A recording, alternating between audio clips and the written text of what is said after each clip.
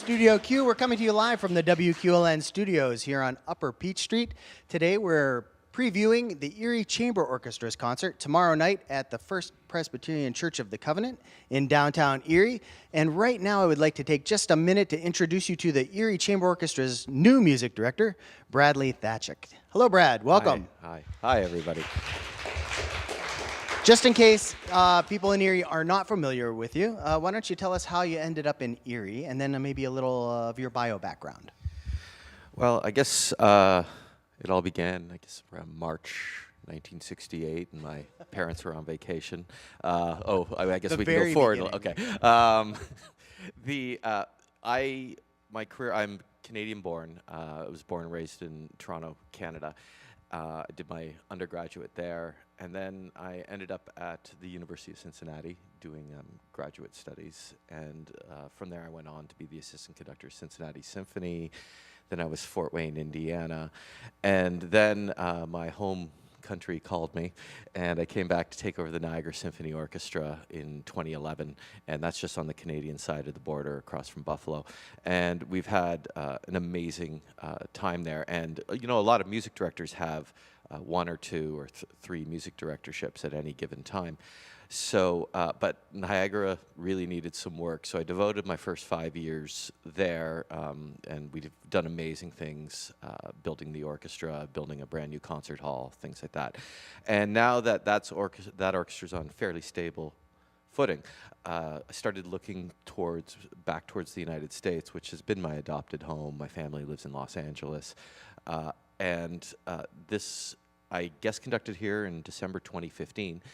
And then a year later, there was an announcement for an availability for the music directorship, and I had already established a fairly decent rapport with the orchestra. And one thing led to another, did some auditions, and ended up here. And I've already have a very good feeling about this organization. And I really enjoy their mission. Their mission is something that's very dear to me, and it's special. And I think that's what makes the Erie Chamber Orchestra very special. Well, never one ticket sold. 35 plus years of concerts, no tickets sold. Yeah, that's a great mission. Pretty remarkable. In Niagara, that would make my marketing department go insane. So. Well, it's a great orchestra. The Erie Chamber Orchestra is actually a wonderful group of great musicians. The only problem you'll bump into from time to time is the soloists. They can give you a really hard time. Yeah, the thing about the soloists, first of all, I just met Danielle last night, and she's lovely and a big fan. But I also want to talk about Maureen a little bit because when you come to a new orchestra, the relationship with the concertmaster is a very important relationship, and it's sometimes more like an arranged marriage where you just figure out how to work with each other and get through it. But from the very first time I was here, I was very happy because occasionally in a career you come across a concertmaster that you hit it off instantly with, and instead of a colleague, you have a true partner that helps you bring the orchestra along and has their own vision. And it takes some of the pressure off of me because there's an excellent musician with a large personality we can really work together and help build this orchestra into its full potential. So I'm really happy to be here with Maureen. She's my favorite. So yeah. Well, Maureen, not only is she the concertmaster, but of course she's one of the two soloists for this concert tomorrow night at the First Presbyterian Church of the Covenant. Would you like to introduce our soloists? Maybe they can play a little for us. They are going to be performing over the course of today's program 8 duets by Reinhold Glier, Opus 39. We'll play 2 of them in just a minute. Would you like to go ahead and introduce them? Sure. I think I just said most of it, but no. These two play together wonderfully. I found out a little bit about their friendship last night when we hung out after rehearsal. This weekend we're going to be playing a piece. As soon as I got the job, Maureen mentioned the piece that they're going to be doing on Saturday, which I had never heard of, and I've fallen in love with the poet, the Muse and the Poet by or Poet and Muse by Saint-Saëns, and the pieces that they're about to play, again, are these duets that I have never heard before. Although I did hear whispers from downstairs in the room downstairs when they were practicing this morning. So I'm really looking forward to hearing this performance. Please welcome Maureen Conlon Gutierrez and Danielle Cho.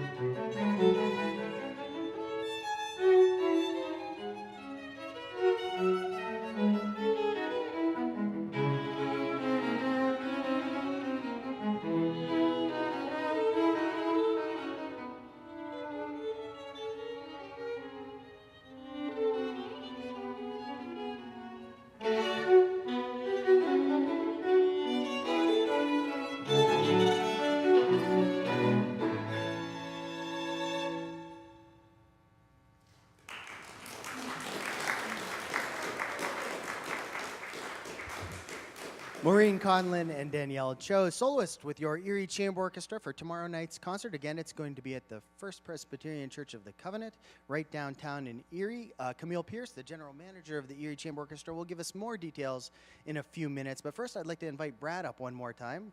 Bradley Thatchuk, the new music director of your Erie Chamber Orchestra. Welcome back, Brad. Hi, thank you. That was I wonderful. loved the first movement of that, by the way. Very Camille Saint-Saëns-like. And now, you said the Muse and the Poet is kind of new to you.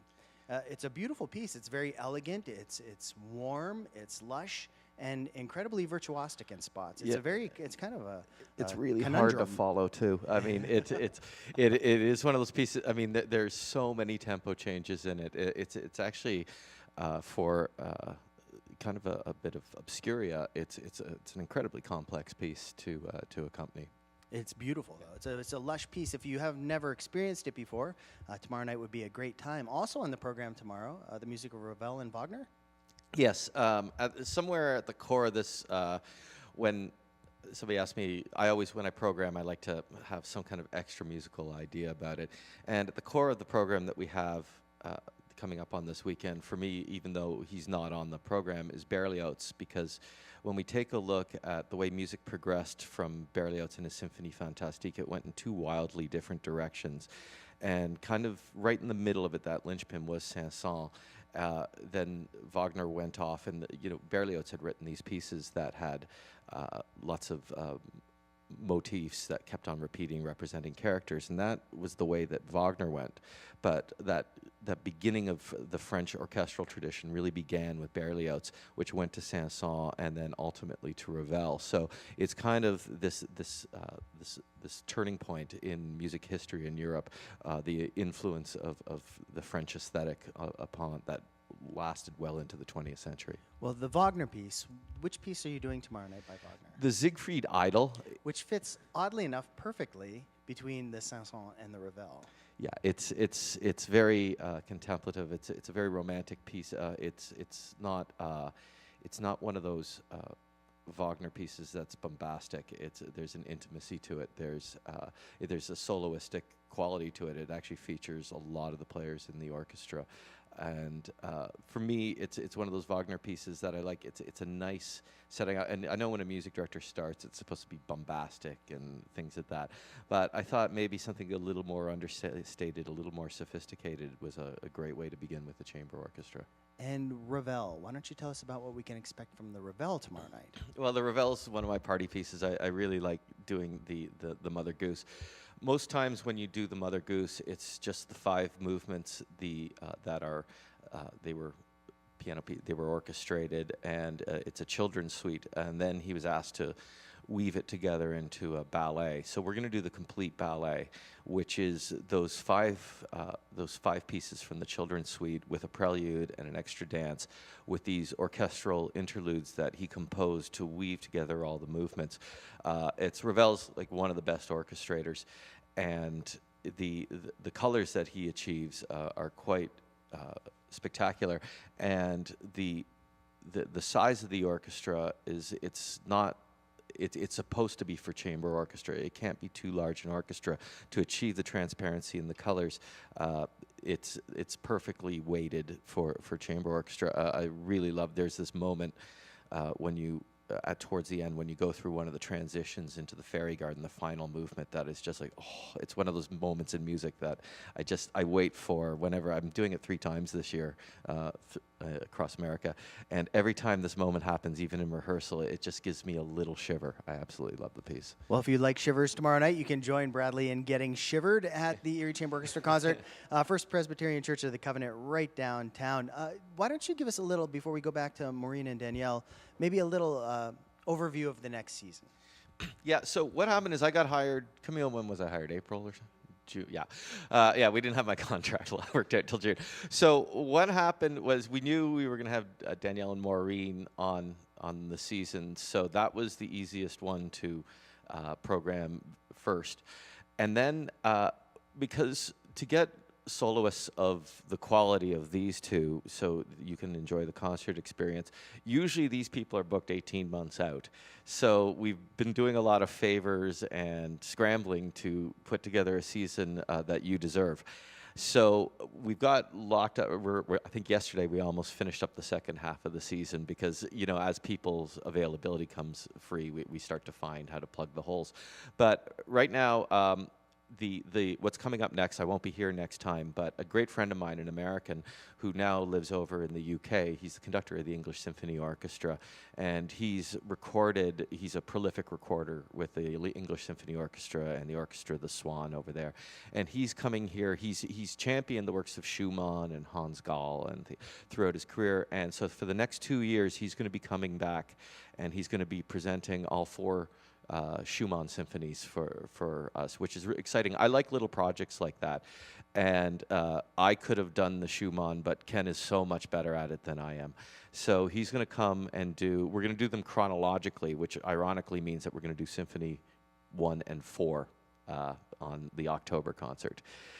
You'll love him. He's great. He's also a cellist, so beware, everyone. He loves working with strings. Then we're going to bring in, I happen to have shared a womb with someone way back when. I have a twin brother who's a classical guitar player, lives out in Los Angeles, and he's a fairly prolific tourer as well as a classical and as a rock guitar player. And he's got a classical guitar duo with a gentleman named Ken Meyer, who used to teach down the road at Fredonia, and now he's at Syracuse.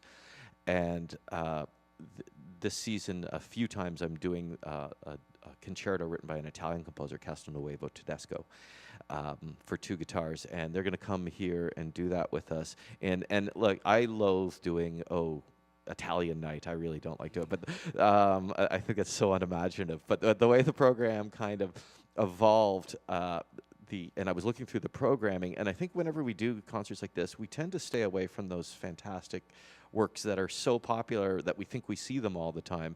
And so we programmed the Barber of Seville Overture.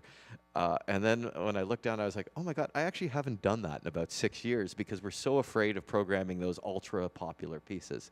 Yeah. And then we're going to be doing the Mendelssohn Italian Symphony. I'm a big Mendelssohn guy. We're going to have a steady diet of Mendelssohn while we're here. You're going to love it.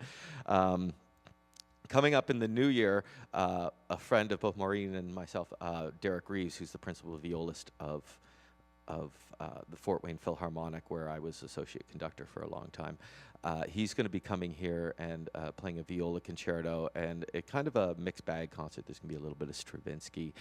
And then we're just locking up the soloists now for the next, but I foresee a concert in March that might have a piece that I don't think's ever been done here before, and don't be scared, everybody, but we're looking at programming the Schönberg Verklärte Nacht. Now, this isn't the serialist Schönberg. This is early Schönberg when he was at his most hyper-romantic.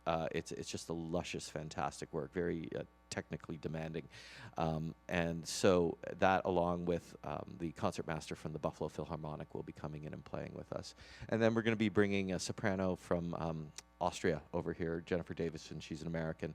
And we're just hammering out the repertoire right now. But it's going to be an exciting season, but I promise you, next season we're going to have it all locked. I'll be able to stand here in February and give you all of 18-19. Still, that's a great overview of all the wonderful things happening. Plus, there'll be a Christmas concert, from what I understand, featuring the Erie Playhouse's music director, Andrew Rainbow, be conducting. Yeah, I have been told. I haven't been here. I did the Christmas concert a few years ago, and then Andrew did it last year, and everybody told me how much they really enjoyed Andrew.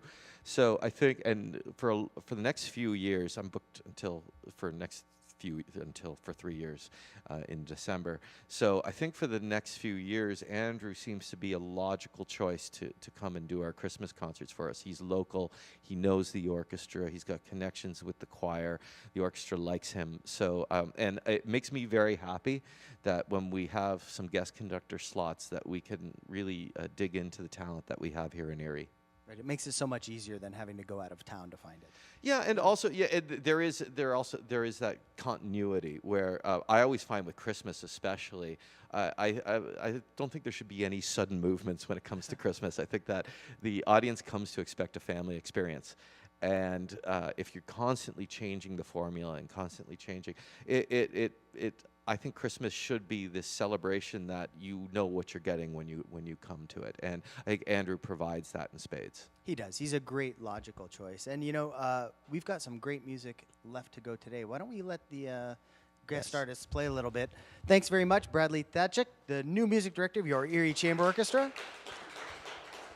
We have two more of the duets, Reinhold Glier's duets from 8 duets, Opus 39. Here are Maureen Conlon and Danielle Cho.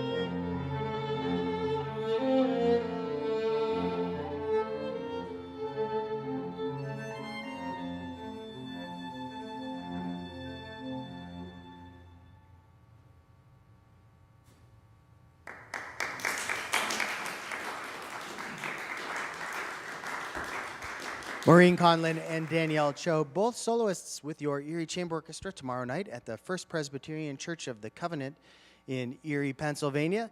And here to tell us a little bit about how you can find more information about tomorrow night's concert, the general manager of your Erie Chamber Orchestra, Camille Pierce. Hi, Camille. I stole Bradley's microphone, and there you go. So what's going on tomorrow night? So we have our opening concert of our 40th season, which is very exciting. Like you said, First Presbyterian Church of the Covenant. It's at 250 West 7th Street, downtown Erie. There's plenty of parking in the church lot. And also we'll do a pre-concert talk as well at 6:30 with Brad. You can learn more about the pieces and everything like that as well. It's an exciting season you've got coming up. Yeah. Now you've been with us for how many years? 37, 40? I think this is a year and 2 weeks. A year and 2 weeks. So what do you think so far? I think it's going okay so far. It might be too soon to tell. I think things are going great. The orchestra sounds great. Everybody is obviously excited to have Brad hop on board. So there's some great things in the works. And again, if people are interested in tickets, well, I guess they don't have to worry about it. You don't have to worry about that at all. Exactly. Never a ticket sold. So you can come early tomorrow night. First Presbyterian Church of the Covenant gives you a chance to talk with Brad. He'll tell you a little bit about the concert, and it's a great opportunity to hear some fine musicians. We've got some really good performers in the orchestra this year and some amazing soloists to kick off the season. Sure do. Well, thanks very much, Camille, for coming up you. and having a little talk with us. And I'm going to steal your microphone because I'm going to take just a second and talk with Maureen and Danielle. Hi, we want to start with Danielle since her hands are full. Hi, Danielle. How are you? Hi. Welcome to Erie, first of all. Thank you. It's my first time here. Is it really? Yeah. Well, I hope you're enjoying your time here. Sorry you have to work with Maureen, but there's not much you can do about that. No, actually, it's probably a wonderful experience. You guys go back a little bit, don't you? Yeah, we actually met in Washington, D.C., where I live right now, about 6 years ago, and playing in an orchestra together. And we've just become really good friends since then, and done some traveling together. We'll be going to Argentina together on a tour in November. A performing tour or just for fun? A performing tour, yeah, with the string quartet, which is American-based. We'll be performing all throughout Argentina. Why don't you tell our listening audience a little bit about yourself? They may be unfamiliar with you up till now. I was born and raised in Southern California, and I studied in Boston at the New England Conservatory. After that, I was in Spain for a few years, studying on a Fulbright scholarship, and then after I was playing in an orchestra there. Since then, I've been living in the Washington, D.C. area, performing and playing there. Well, welcome to Erie. We're so glad to have you on board. Thank you. It's great to be here. Now, Le Muse and Le Poet, we'll talk to Maureen about that, too, in just a couple of seconds. Again, it's a little bit of a complicated piece from a couple of standpoints. First of all, it's lush and beautiful and soft and warm with some really crazy virtuosic solo parts thrown in over top of all this gentle beauty. How do you approach a piece like that when you're coming at it? From our standpoint as an orchestra member, well, it's pretty easy. We just follow along on the page and we just kind of accompany you on most of this. Yeah, it's quite interesting to play a duo that's titled The Muse and the Poet. Actually, the violin surprisingly never gets the melody, and the cello has the melody, which is very unusual. Usually the cellist is the one accompanying the violin. And so it's really great to get to play this gorgeous melody. And then in the middle, I also have a little section where the violin is not playing that's very virtuosic and fiery. So it's exciting for me to play, and I love being able to work on these beautiful, slower melodies as well as a more virtuosic, fiery passage. So in this performance, are you Le Muse or Le Poet? Well, or do you trade that's left places? up to debate, but we would surmise that I am the poet and Maureen is the muse. Well, let's talk to the muse for just a second. Thank you very much, Danielle. Welcome to Erie. Hi, Maureen. How are you? I'm doing great. Thanks for having me back here. This is actually my first time in this room. Well, you've done our Musical Minutes, Yes. a segment that airs on WQLN radio and television, Right. talking a little bit about the violin. Right. But this is your first time performing in the Yes. Studio Q room. Yeah, it's great. Well, It's welcome beautiful aboard. acoustics. Thanks. Well, there are some really intensely virtuosic violin moments. Again, Danielle said you don't get the melody very much. Right. It really saddens me. Well, you have some pretty showy sections. How do I you do. approach a piece like this? And with a piece that's got such complicated violin sections, how do you find time to pay attention to what the cello is also doing?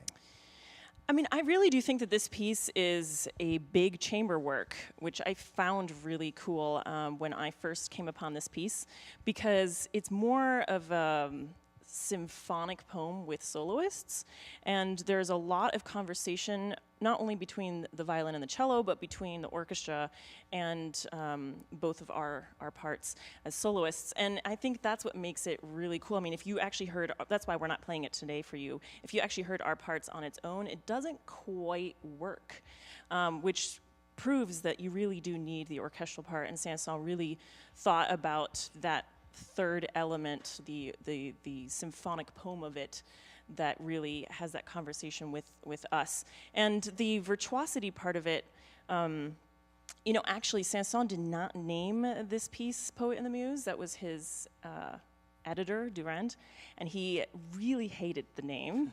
So it's one of those, like, we kind of like the name because it kind of gives us like a role to play within the symphonic poem, if you will. But he originally wrote it as a piano trio. So he later orchestrated it about 2 years later, and it's really beautiful. But we actually just played it with piano in DC, and it's a totally different experience. So last night, our first run through with the orchestra, being able to hear all those colors and all the different elements that the orchestra brings. There's beautiful harp lines and beautiful brass lines. It's going to be really fun to play.